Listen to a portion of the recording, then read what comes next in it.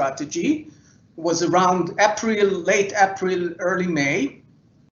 And I'll start by discussing the notion of a nudge.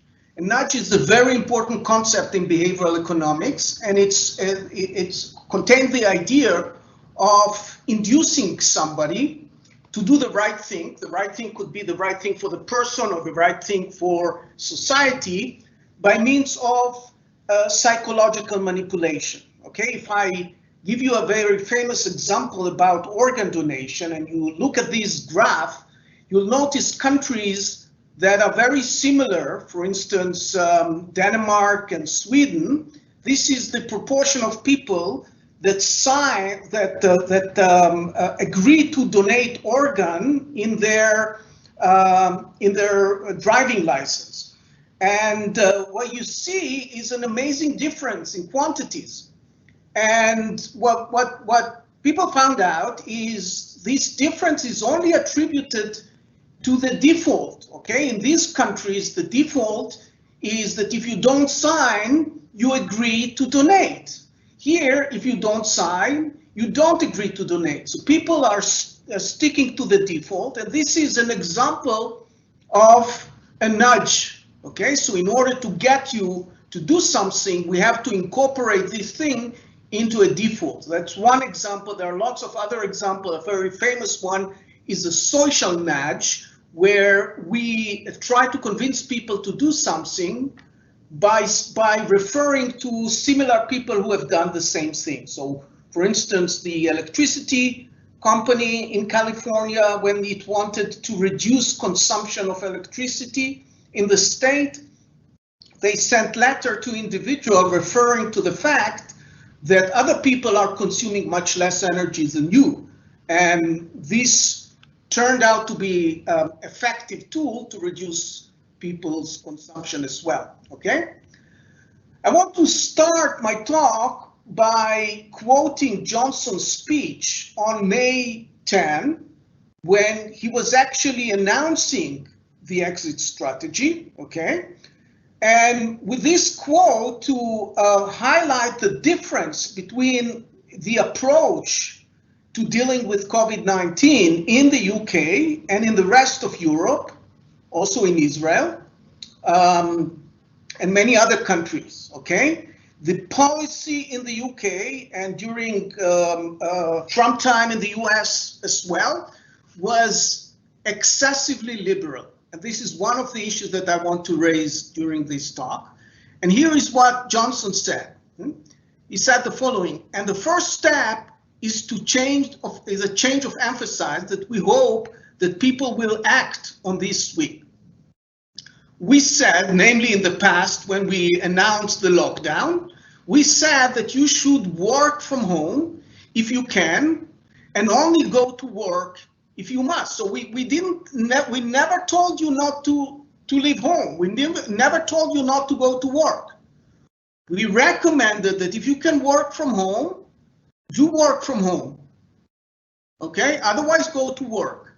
Now we say, we now need to stress that anyone who can't work from home, for instance, those in construction or manufacturing, should be actively encouraged to go to work, okay? So now what he's saying, okay, move your ass out of your seat and go out, okay? This is very, very different. So nothing, hardly anything was done mandatorily. Almost all the guidelines were voluntary. And I'm going to raise a question as I move on, whether this is a wise way to proceed, or whether is a correct way to deal, okay, with the matter. So the British extremely liberal approach dealing with COVID-19 has several reasons. One of them is culture. Britain is a liberal country. It has a liberal culture with a long history of liberalism. But there are more than that. There is more than that. The UK government has a long tradition listening to behavioral scientists.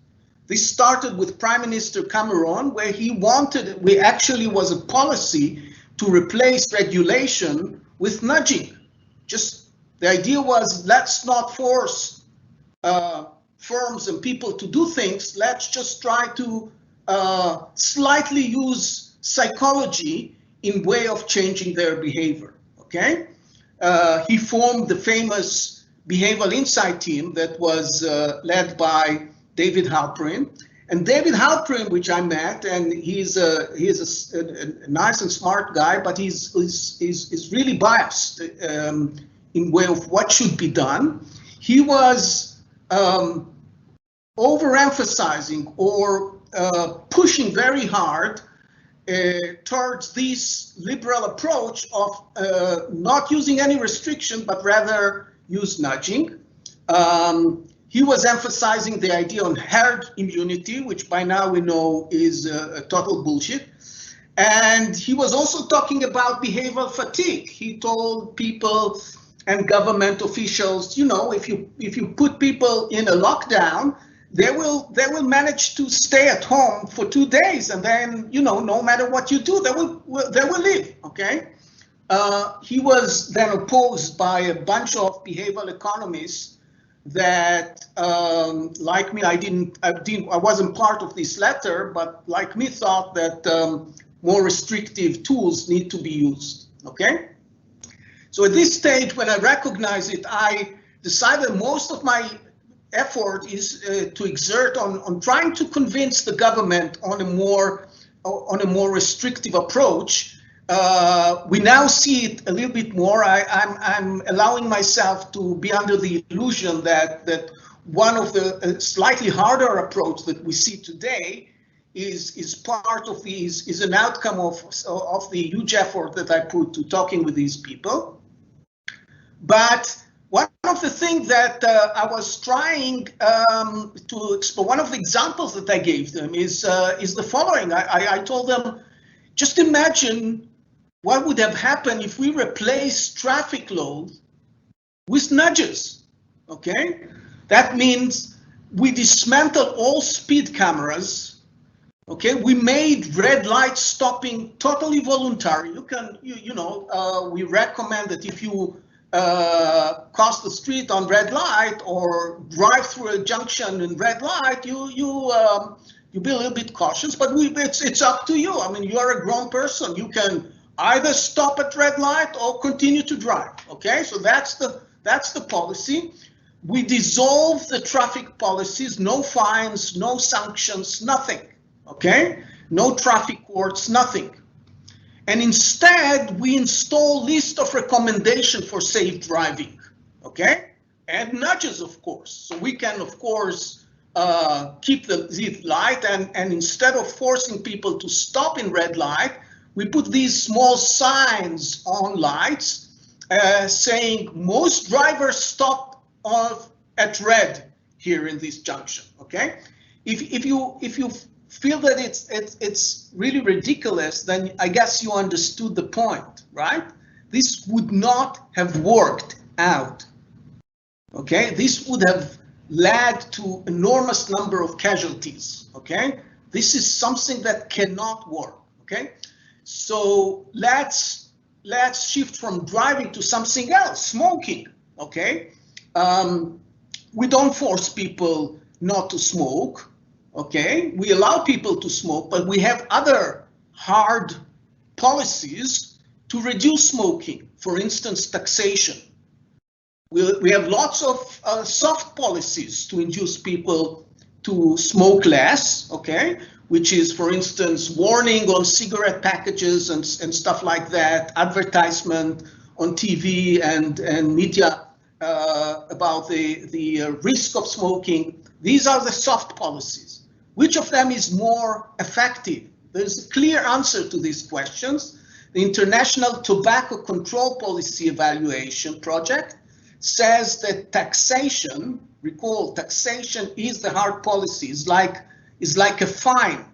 Taxing people for smoking is like giving them a fine for smoking. Taxation is the most effective tobacco control method, okay? Now, Now let's think about it. What do we have in common between COVID, driving, and smoking? Okay, and here is the answer. In the three activities, irresponsible behavior generates substantial risk to oneself, but not only to oneself, also to others. And this is important. We economists call it negative externalities. Okay, one would thought, okay, that if it causes risk to you, for instance, driving uncarefully would cause risk to you, then the threat or the fear of being involved in a car accident and losing your life will be a sufficient incentive for you to drive correctly. This is nonsense, okay? This is nonsense because we see more violation of traffic rules when police is not around, okay? The risk of being involved in a car accident, of getting cancer because of smoking, or getting infected with the COVID if we're not keeping the rules, these risks are too abstract. They're too remote. We perceive them as totally theoretical. The cap around the corner is much more concrete. We fear the cop. Paradoxically, the cop is is a greater incentive for us to act properly than this abstract incentive of getting a huge punishment. Okay. Now, I was compelled to approach the people at the cabinet office, or I compelled myself, I would say, to come up with criteria. Okay, this is something that they could use, beyond COVID-19 story, about when would you allow yourself, when should you allow yourself to use nudging and behavioral tools without restrictive or mandatory restrictions, okay? And I came up with these three conditions, okay? Soft policies are adequate if, and only if, at least one of the following condition applies. Let me state these conditions. One of them is that the stakes are not too high, okay? The second condition is that the externality effect, the negative spillover, are negligible. They're not large, okay? And the third condition is that the alternative of hard policies, okay, the alternative, the hard policies that we are considering to replace the soft policy present severe human rights violation, okay? What I suggested is that if the situation is such that one of these three conditions, I don't require the three of them to be satisfied simultaneously. I just require at least one of them to apply in order to make the option of behavioral nudging as the only tool feasible or adequate, I would say, okay? Let me give a few examples. Organ donation. Organ donation is a case where three applies, but not the other. The alternative of hard policies to impose is a severe human right violation. If we mandatorily tell people you have your organs would be donated no matter what you say, okay? This would present to many people, especially religious people, a very severe violation of human rights, okay? Still, the two others don't apply, right? The stakes are high because it's life and death. And the externality is huge because if you don't donate organs, somebody will die eventually, okay? Let's take another example. Nudging for reducing energy consumption, like the story about California electricity company, okay? In this case, we have, there are externalities. The 3 doesn't apply. I mean, we can't tell people you're forced to consume not more than such. It's very non-liberal, but the stakes are not so high, so we can use nudging here, okay? Finally, the third example that I want to make is nudging, for instance, nudging men above 50 to test for colon cancer, okay?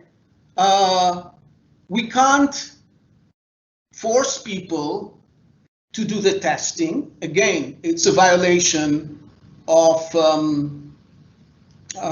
maybe it's not a violation. Maybe we can force them. I'm not sure about 3, but what I'm sure about is that the stakes are high, but there's no externality. It's your own health, okay? And if there is no externalities, you know, mandatory regulations are not necessary. It's your own decision, okay? So these are the 3 conditions that I was suggesting.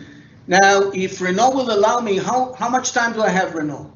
Yeah, you have all the time you want to take, but let's say 5-6 minutes is good. Yeah, I'll just survey some of the questions that I was posed. When this consulting program started, I formed a small team of behavioral economists, including Nobel laureate Daniel Kahneman. There were questions that I knew I have a good answer and was clear. More tricky ones, we organized discussions, and we came up with some ideas about what to say. Here are some of the issues that were raised. One important thing was issue that we call the negative attribution theory, okay? When people are in lockdown and they see other people leaving home, okay, their incentive to remain under lockdown decline tremendously. One of the reasons is that they always interpret other people leaving home as people violating regulation, okay? But very often these people who are on the street need to be on the street because they are emergency teams, okay?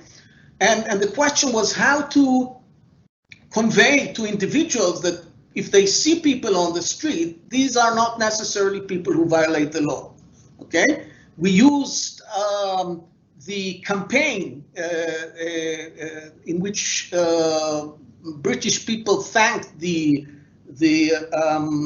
health stuff in hospitals as an opportunity to also deliver this message. Okay, while they were thanking nurses and doctors and sanitary personnel in hospitals, they were also told that these people might be on the street because they need to be on the street. How do we deal with severe? I will not have time to discuss all the answers that we have. One question was how to deal with severe obedience. So there are people who were abused by other people who want to take advantage of the fear and anxiety that people had.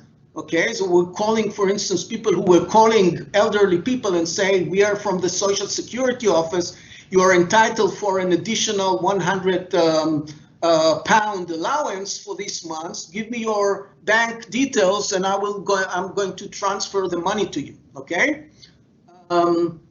We were dealing with questions of how to encourage people who were sick, not with COVID-19, but with other diseases, people who suffer from cancer, from heart diseases, etc., not to give up their treatment and do go to the hospital. And this is more important than the risk of being infected in COVID-19, that they should get the treatment, okay? So encouraging people that need to be out, need to go to the hospital to do it. How does the lockdown itself affect mental health and violence? But by the time I was consulting the cabinet office, there were already data coming out in Israel from the lockdown in Israel, because here in Israel we started much earlier than in the UK, and there was a clear evidence on rising violence and mental health problem due to the lockdown. And this was also an issue, and one of the critical questions that the cabinet office was dealing with is the pubs. Pubs, I was told, in the UK are very similar to synagogues in Israel. It's like the religious shrine of the British people. Okay, it's not only a place to meet. It's a place where for many people the social interaction are built up and maintained, and so it was. Pubs were very high in the priority of opening up, and of course there was an issue because pubs are enormously dangerous environment to be infected. It's very dense. It's closed. It's people are laughing. People are shouting. It's enormously risky. And I came with some ideas about how to open up pubs faster, but more carefully. And one of these ideas that was very much rejected by the associations of pubs. There is an association called the Household Association, namely pub owners. They didn't like the idea, and the next time you go to a pub and you look at the person who is behind the desk serving clients, these are not people you should get problem with, okay? So I started getting some nasty email messages from them, but my idea was that in addition to reducing the amount of time that a guest could stay in the pub, okay, as was done in Germany, that there is also a restriction on the amount of alcohol that is being served, because alcohol keeps people for two reasons. First of all, it will be harder to get people out if they know that they can be served more alcohol. And secondly, the side effect of alcohol and a greater tendency to become violent because of the lockdown could be very dangerous, okay? This was not implemented. There was a lot of discussions. I was interviewed mainly about this, but not only about this, I was asked to write an article for The Sun on pubs and how they should be opened. It was a long interview with The Guardian on this, Mirror, and so forth. I think the one thing there are two things that I think that I hope my service was useful. One of them I'm pretty sure, and this came out also in Johnson's talk, which is one thing I said: in order to have an effective exit strategy, one has to be very precise in terms of the schedule. You don't have to come up with a schedule in terms of dates, but you have to come up with a schedule in terms of outcomes, okay? The reason is, there are two reasons. One of them is that each one of us has its own exit strategy, okay? Has to develop his own exit strategy. I need to know whether I'm going to the barbershop first, or to the university, or to shop this or that, okay? what is the orders of things that I can expect to be doing in the next 2 weeks. The other reason why I thought a very precise schedule is necessary is because the more precise and the more commitment you put into the schedule, the more people are going to believe in it. If you describe the terms in a very vague and amorphous way, people will say, you know, it can change any moment. Let's forget about it. If you give an impression that you know what you are talking about, it becomes much harder for people to disobey the rules. Okay, so this was too important. This was very important. I think this was actually executed by the government. The other thing, and again, this I'm only conjecturing based on what I'm seeing were happening during the second lockdown, is that there was a certain shift from a totally voluntary approach to somewhat more restrictive one. Renaud, I think I'll stop here. If there are questions, perfect. I'll be glad to address them. Thank you so much, Professor Winter, for this very stimulating talk. There have been already quite a few reactions on the site, so please don't hesitate to send more comments and questions through the Q&A. In particular, I would be curious to know that if pubs are like synagogue, what is the alcohol equivalent to? But you don't drink alcohol in synagogues. That's different. I will then not ask my stupid questions and take actual questions from the audience. And I think we had quite a few questions about first evidence on soft versus hard measure. And I combined two questions here, but there seem to be people looking at data from the Financial Times about countries having soft rules and hard rules, and then other people wondering whether we can actually make a causal inference about the kind of countries who actually implement soft rules or hard rules. So do we really know if the impact is different?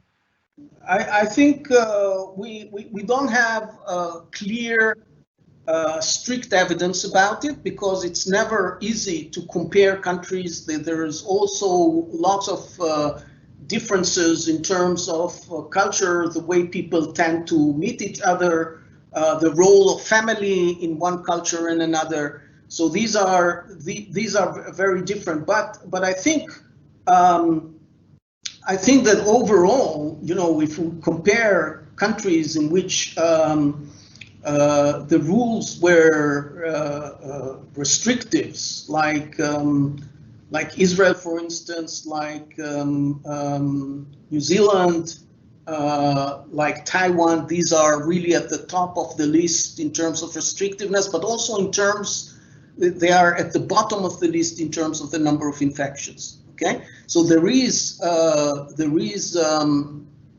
relationship.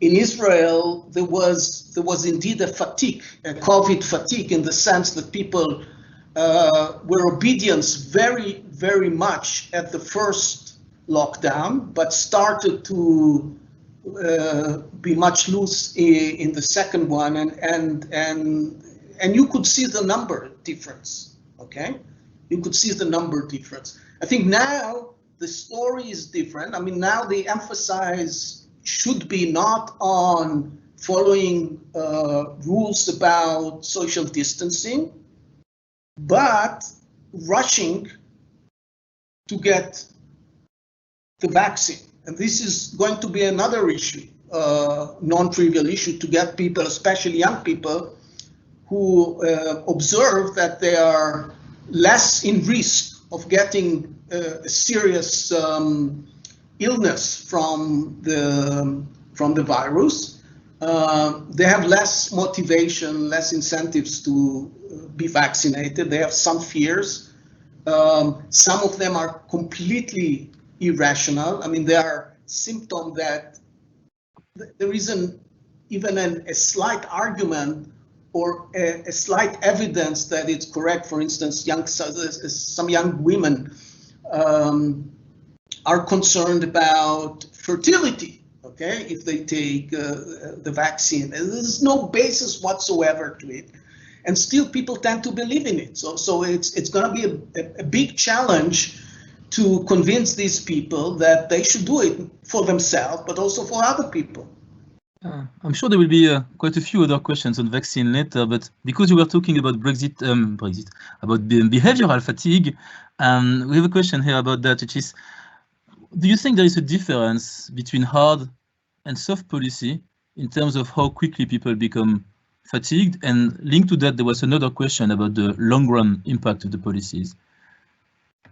This is an excellent question. I think there is a difference. Because if you look at yourself, if you are a student, okay, for instance, if you know that you have to submit a paper as part of your commitments, as part of the necessary stuff to do in order to pass the course, you will do it. You know, the incentive that is built in will give you energy. Give you, to some extent, at least some of the energy that is necessary in order to be able to do it. If you knew that this paper that you submit is voluntary, you know, it might, you know, depending on the mood of the professor, it may raise your grade, final grade, or may not, okay? You will find it much harder to do, okay? So very often, the incentives that are built in way of encouraging people to do something affect the subjective way their experience, the subjective experience in terms of the difficulty of the task. Namely, the more incentive they have to perform the task, the less they will subjectively experience the task as being difficult. Okay, so this is an argument. This answers your questions, and this is another argument for why mandatory restrictions might work better than nudging in cases like this. So thanks. We also have a question about the politics of it. Do you have the impression that different segments of the population support hard versus soft policies? And could this explain simply by political cost-benefit analysis by governments why some are more reluctant than others to implement hard policies? I would say politics and ideology, okay? We do tend to see social democrat governments being more restrictive and liberal, let's say conservative right-wing governments being, I would say, less restrictive. I mean, we saw this shift immediately after the new administration in the US took office, okay? One of the first few things that that Biden decided on is making COVID restriction or COVID condition more restriction. This is really unnecessary. I would have liked decisions about COVID not to be based on ideology, to be based on medicine, on science, not on politics and ideology. And the fact that ideology and political considerations that are not ideological, okay, sometimes there's no ideology at all. It's just a fight between two parties that one take one position, the other is taking the opposite position. The fact that politics and ideology kicks in so prominently also make it harder for people to obey the rules, whether they're restrictive, whether they're mandatory, or done through nudges. So the fact that we perceive it as political is itself part of the problem. Say again? The fact that we perceive it as political is already part of the problem. Politically, when we perceive it as a political issue, then we are telling ourselves, you know, why should I actually do it? Is it really, am I getting the right information? That would be the first question. Yeah. Am I informed correctly? Now, if there is a political issue behind it, then it's very, very likely that the information that I'm getting is biased. And if the information that I'm getting is biased, why should I act upon this information? Okay, so this question pop up, and that just makes us more reluctant to obey the rules. So a question about advisor, in particular about you. So Cameron is asking, how has your approach with nudges changed over time with technology over your career and government approaches during crisis? Well, there's a lot of, there has been a lot of attempts in the UK, but also in other countries, in Europe, in Israel, to use nudging through technology. Many firms are doing it. Some of them for good purposes, not necessarily for, if there are firms that are doing these things obviously for profit, but sometimes the causes are good. I mean, let me just mention one firm that I was advising to that was using nudging through smartphone to warn people about their risk of getting into overdraft and overspending.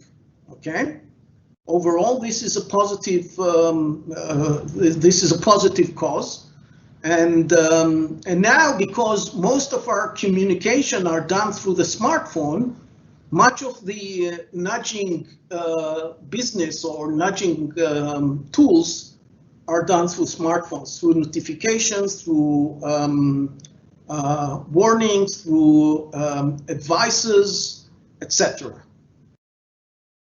Did I answer this question, or was? I think you answer very completely this question. I'm sure Cameron will be delighted. Actually, it was already the second question I picked from Cameron. So you talked a lot about nudges, but little about financial incentives. And when people talk about in the UK, people not self-isolating, what they have in mind a lot is that you don't get enough compensation, etc. So is it about rules being not respected, or is it simply about incentives being wrong in a more classic economics? It's also an excellent question. How people are compensated and how people are treated to offset at least some of the huge costs that they have to incur because of COVID has an enormous effect on the way they are on their willingness to abide by the rules.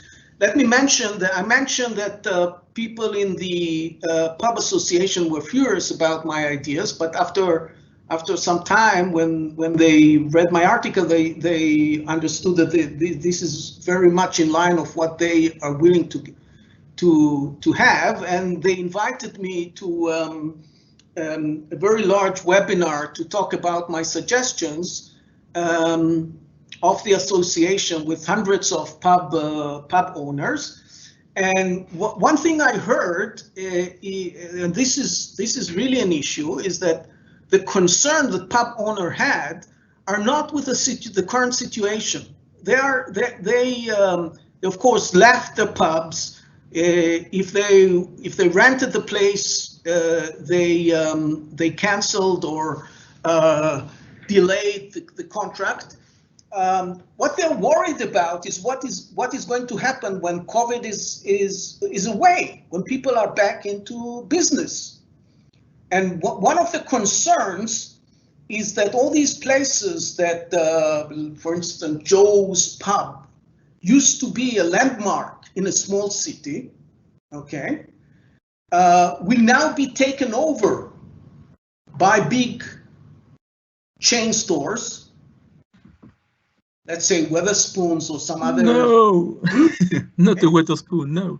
And they will disappear, and they will disappear. So these people will be driven out of the market even when the market can shoot back, can flourish, right? And this is not only that. There's only also a lot of places that needed to shut down. Some places are allowed to open up, like supermarket, and they started taking businesses from those places that are not allowed to open up. Okay, so they are extracting revenues from people who are not, or from businesses who are not allowed to be open, okay, in favor of businesses who lost nothing from this situation, maybe even made gains, maybe substantial gains from COVID-19. This is an unfair situation. This drives people to say we're not going to, we're going to rebel. We're not going to obey it. And it's the responsibility of the government to set up mechanisms that will prevent this unfairness. Okay, great, thanks. I think there's some ideas, some very simple ideas in this respect. I think it's important to notice that there are also winners and losers. So I think we have time for two short questions. One by Joseph about the difference with another island, New Zealand, and I think he's concerned about how you would think of exit strategy for a country that went for a zero COVID strategy. Well, some people tried it and it didn't work out. I think in New Zealand it worked out. Surprisingly, there were also countries that had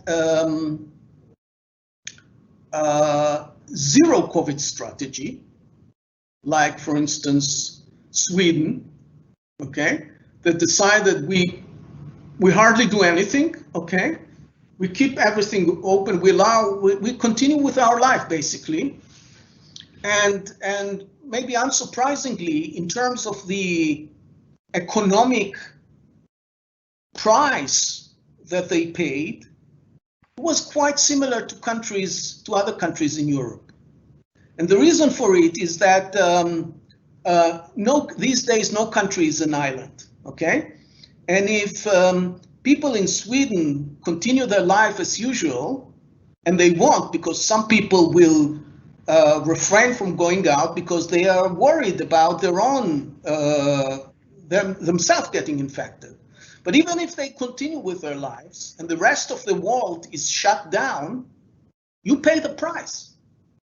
You cannot avoid paying the price unless you are an autarkic market that provide all its needs for itself by itself. That doesn't happen anymore. That's not England, definitely. So a last question about information. So we try to shorten that. Do you think that non-compliance is high because person-specific risk is not accurately reflected to society or measured accurately enough? So this question suggests that we could use network theory to try to inform people about the number of interactions in society and try to benchmark each other and see that their friends are also seeing each other less. Do you think those kind of information is useful?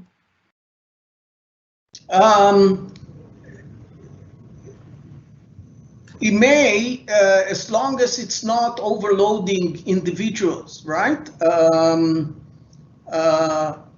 Knowing what, when you use nudges, one very important thing about nudges in way of maintaining its effectiveness is that you cannot lie to people, okay? For instance, you cannot tell somebody whom you want to consume less energy that all his neighbors are consuming much less than he does when it's not correct, okay? So what people who apply nudges do, they simply don't go to those people, okay? So people who are, they send correct messages, but they pick up selectively who is going to get these messages, okay? So they look for those people whose consumption are really high, and for these people it's correct that their neighbors are consuming much less than them, okay? So when you use nudges, you have to be very careful about the amount of information that you are giving. I'll tell you something, some other experience with this respect. For instance, there are experiments that we did here and showed that if you load people with information, there is no monotonicity. You can tell people more and get a worse outcome. Okay, Okay. Because conscience information is very important. Okay. Thank you. I think I'm afraid we're running out of time. It was a very interesting discussion. There were even some questions I didn't have time to ask. Thank you so much for your time. If anyone wants to ask further questions, they are welcome to send me an email. Very well. And everyone, you are also welcome to rewatch or share this talk if you liked it. It will be in a few days in our YouTube page. In a few weeks, we're going to have 2 additional talks. In 2 weeks, Dr. Konstantinos Vassilopoulos on COVID and housing markets. And then 2 weeks later, Dr. Vincent O'Sullivan on health economics. So again, related to COVID, I think we cannot talk about anything else those days. And this is an event co-organized by the Lancaster Economic Society. And for all the students, they organize in 2 days at 4 p.m. GMT, a talk with Paul McCormick on how to read efficiently the Financial Times. Thank you everyone for joining and for a very lively discussion. Goodbye, everybody. Keep safe.